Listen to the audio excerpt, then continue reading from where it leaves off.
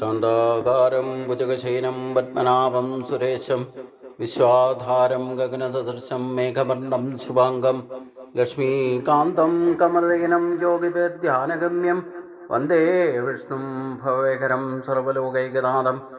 ओं नमो भगवते वासुदेवाय, नमो भगवते वासुदेवाय। ओं श्री कृष्णाय परब्रह्मणे नमः। सभी सज्जनों को भगवान का नाम से और मोहन जी का नाम से सादर प्रणाम।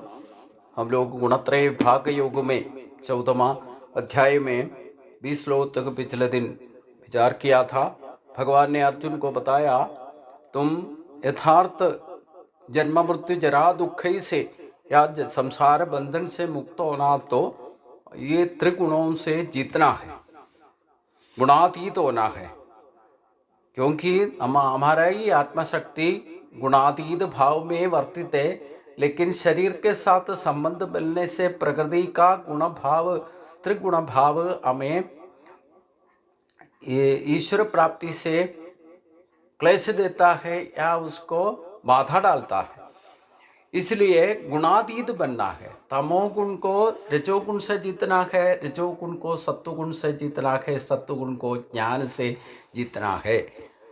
तो अर्जुन ने भगवान से एक सवाल किया है, कैर्लिंग स्त्रीन गुणानेतान अतीतो भवति प्रभो किम आचार कदम चैतान त्रीन गुणान अधिवर्तते।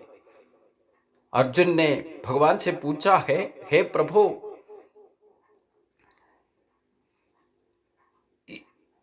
इसी त्रिगुणों को अतिक्रम करने वाला का लक्षण क्या होता है, कैसे ये त्रिगुणों को जीतेगा, उसके लिए क्या करना चाहिए, क्या आचार अनुष्ठान करना चाहिए करके अर्जुन ने भगवान से पूछा।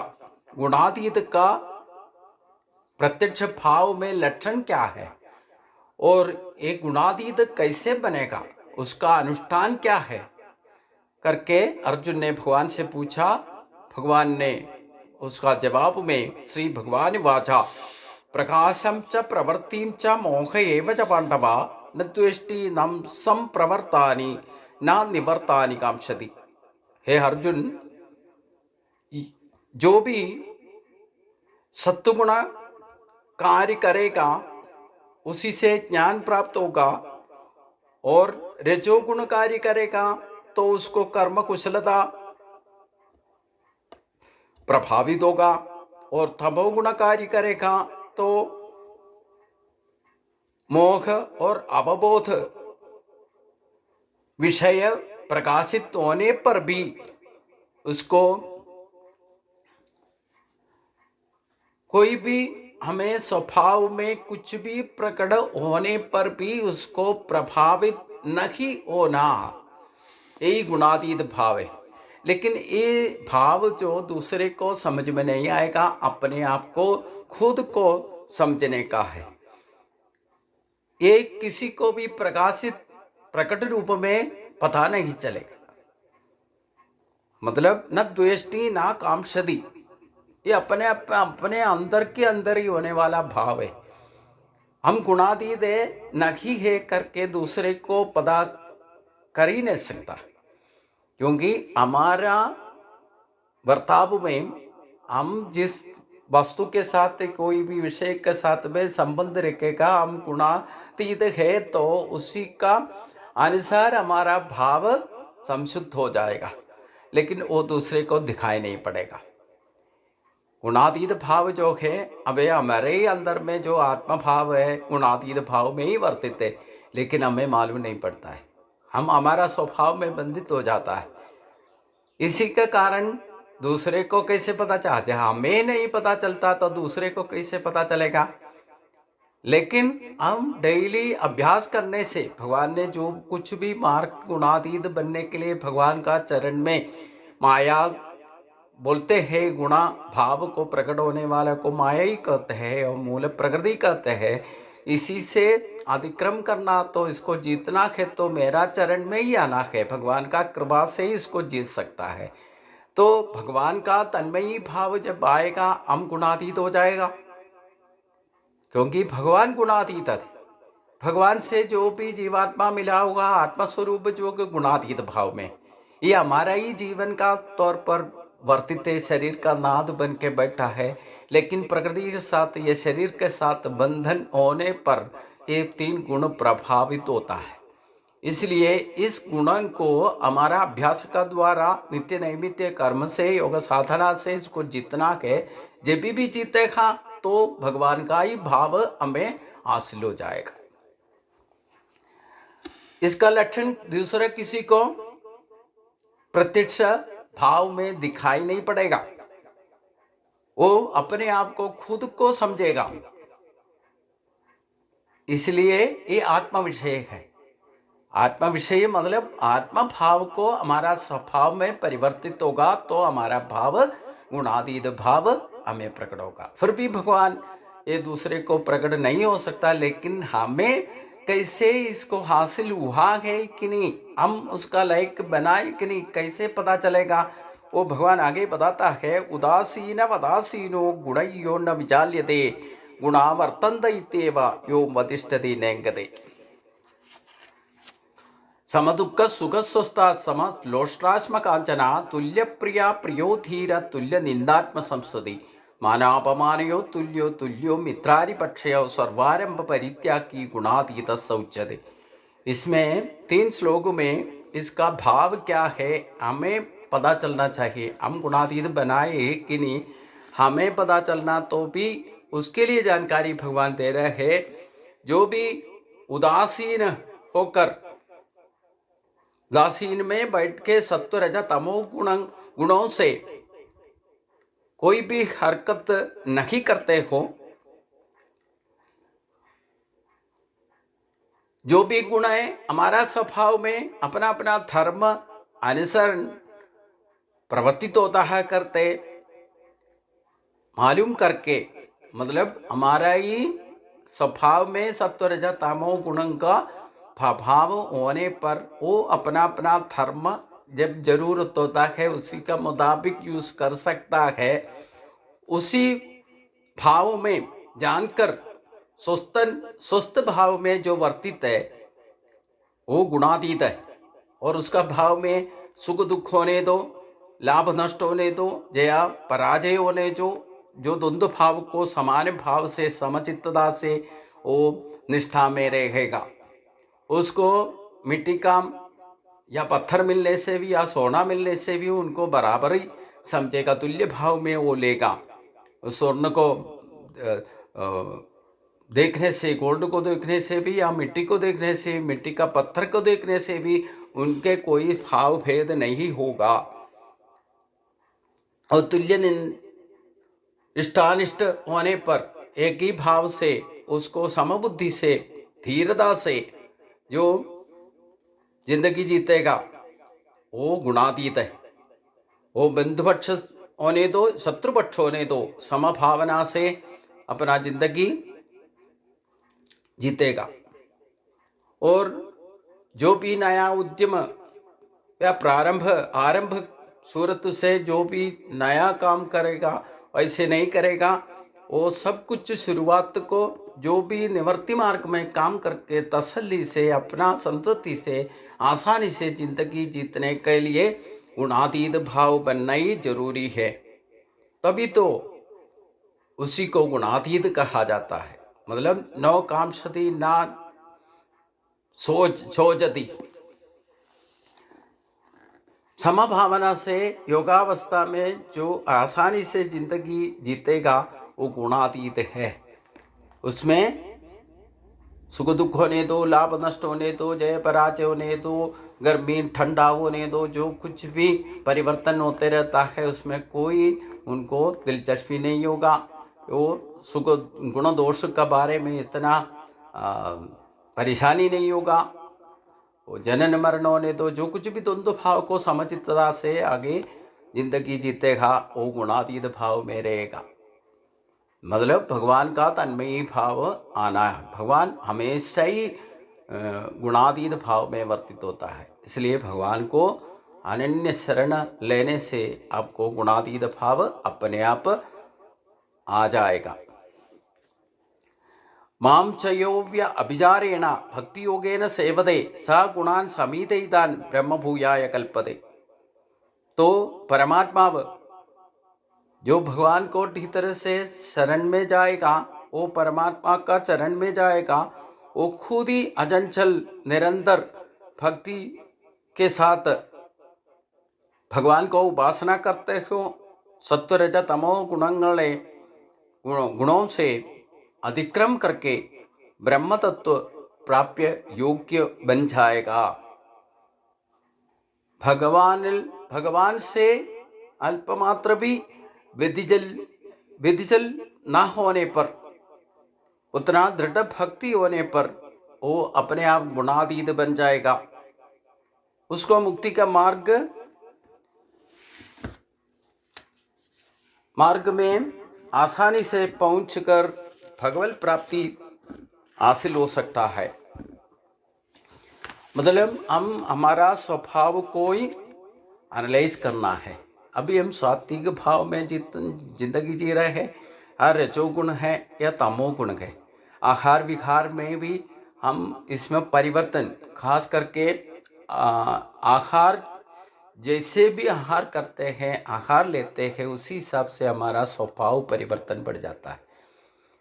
एक तो जो प्रकृति में मैंने बताया था, एक दिन में 3 भाव प्रकृति में काल के अनुसार ही 3 गुण का प्रकट भाव होता है। 3 घंटा है सत्वगुण भाव। उसी टाइम में उठ करके जो कुछ भी भगवान को जो कुछ भी करना है, हमारा ग्राफिंग पावर, मेमोरी पावर, सब कुछ ईश्वर शक्ति को सजीव करने का एक ही टाइम है, एक ही मात्र टाइम है। ब्रह्म मुहूर्त कहा जाता है 3 बजे से लेकर सूर्योदय तक।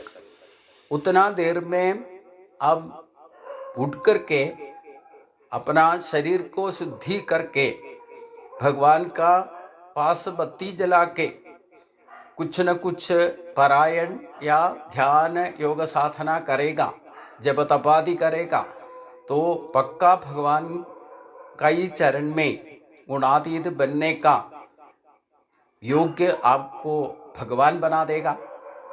इसलिए माया को जीतने के लिए क्या करना चाहिए, माया को जितना ही मुश्किलें करके भगवान ने पीछे अध्याय में बताया था, लेकिन मेरा चरण में जो आएगा उसको माया आसानी से जीत सकता है।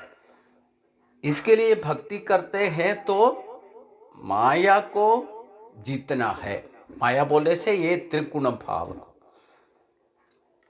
तो उसको जीतना है, तभी हम यथार्थ ईश्वर शक्ति को हासिल हमारा ही अनुभव में ले सकता है। तभी तो हम ईश्वर प्राप्ति का योग्यता हासिल कर सकता है। तो गुणातीत भाव को तन्मयी भाव में हमारा स्वभाव में परिवर्तन करना है।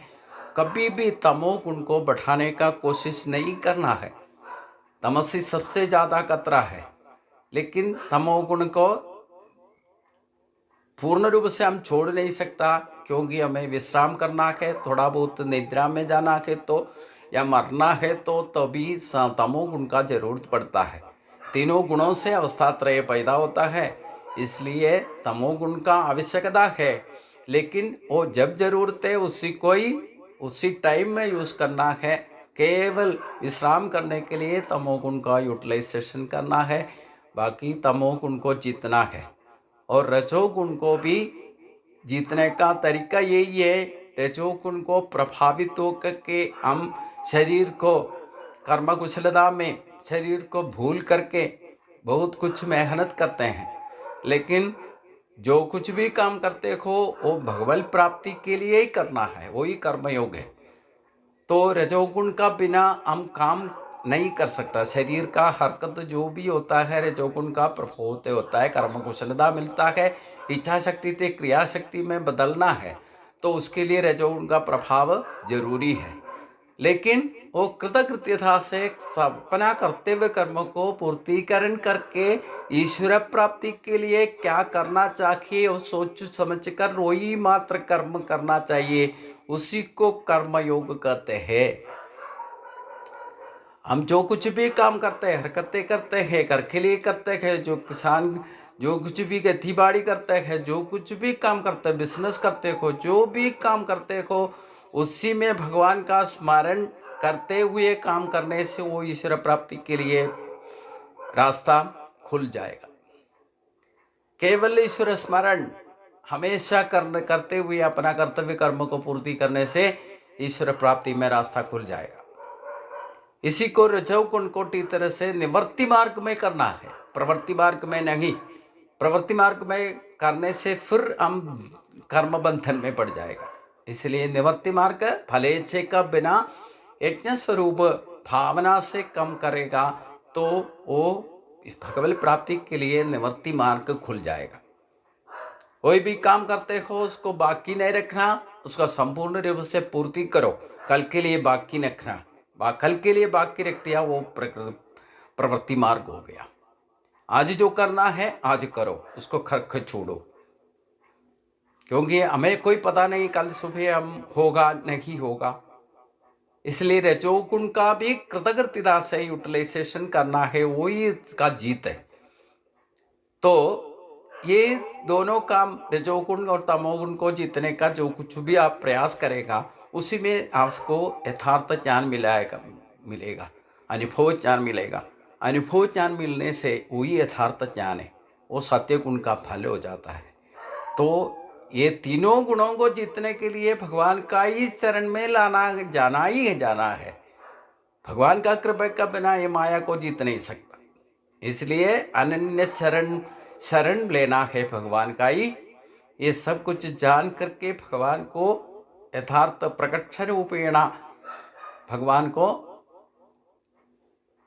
भजन करना है, तो सात्विक भाव अपने आप आ जाएगा। हम आहार विहार में सात्विक आहार लेना ही लेना। युक्त आहार विहार से युक्त जैठसु कर्मसु युक्त स्वप्न अवबोध से योगो भवति दुःखः। ये तो भगवान ने 6वां अध्याय में बताया था। युक्त आहार विहार से बोलने से जो सात्विक आहार को ही स्वीकार करना है।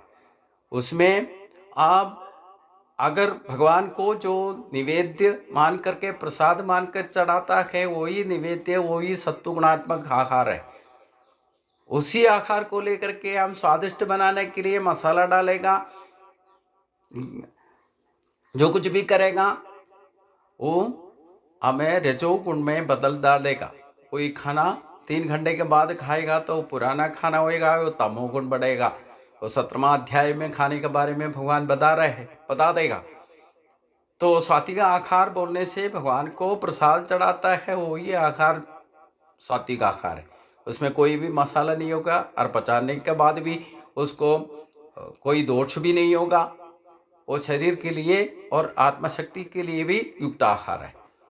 अपने ही आहार विहार से युक्त आहार विहार से युक्त यशस्सु कर्मसु युक्त स्वप्न अवबोध से योगो भवति दुःखः करके भगवान ने 6वां अध्याय में जैसे भी योगी बनने का तरीका बताया था, वो गुणातीत भाव में अपने आप पहुंचाएगा। हम हमारा नित्य नैमित्य कर्म का द्वारा भगवान ने जो कुछ भी अष्टांग योग का प्रयोग का साधना क्रम बताया है उसी को हम जीत सकता है, तो हम गुणातीत बन जाएगा, उसमें कोई संदेह नहीं। भगवान का और हम एक कदम रखेगा तो भगवान हमारा हाथ पकड़ के 4 कदम आगे बढ़ा देगा। तो भगवान का ही कृपा चाहिए, सबसे जरूरी है भगवान का कृपा। जिसको मिल जाता है वो आसानी से एक गुणातीत भाव में पहुंच जाएगा। इसलिए ब्रह्म भाव बोलने से वही गुणातीत भाव है। जो ब्रह्मज्ञानी बन जाएगा, ब्रह्मज्ञानी बनने का योग्यता बन जाता है, गुणातीत होने पर ही ब्रह्मज्ञानी बनेगा।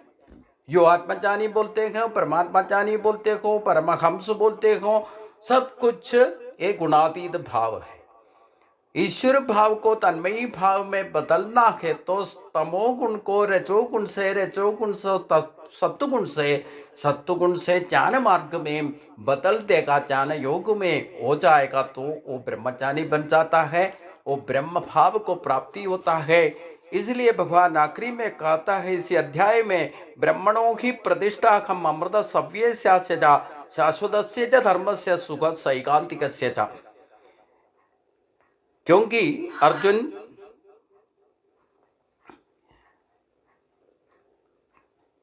मैं ബ്രഹ്മഭാവ नाश रहित अमृत तत्व भाव में हमेशा ही रहता हूँ। सनातन धर्म का भी, वो परमानंद का भी भाव में हमेशा वर्तित होता हूँ। इसलिए तुम भी इसी भाव में, तन्मयी भाव में आ जाइए, गुणातीत बनो, तभी तो ब्रह्मनिष्ठा में तुम अपना कर्तव्य कर्म को आसानी से कर सकता है। ओम तत्सल। इति श्रीमद्भगवद्गीतासु उपनिषत्सु ब्रह्म विद्यायां योगशास्त्रे कृष्णार्जुन संवादे गुणत्रय भाग योगो नाम चतुर्दशोऽध्यायः। इसी के साथ ये गुणत्रय भाग योग नाम सा ये 14वां अध्याय भगवान का चरण में समर्पित करता हूँ। सभी को नमस्कार।